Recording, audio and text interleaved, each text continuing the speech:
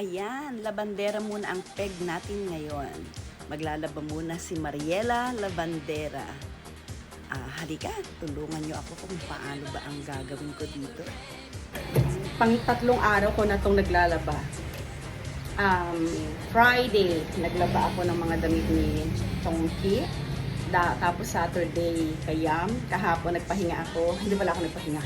Nagluto ako. Ito nga po pala ang gamit ng washing machine dito sa Bulacan. Medyo matagal at mahirap maglaba kasi manual po siya. Pero okay lang, carry blouse pa rin. Yan, magbabanlaw na ako ngayon. Itong first set ko, yung mga decolor.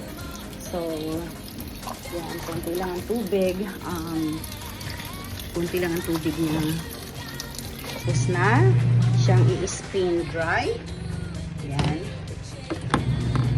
Tapos tatanggalin ko na to. Tapos ready na siyang isampay. Halos matatapos na ako. Konti na lang sa pagsasampay. Yes, lalagyan ko lang po siya ng mga sipit. Ayan, tapos na po. Bye!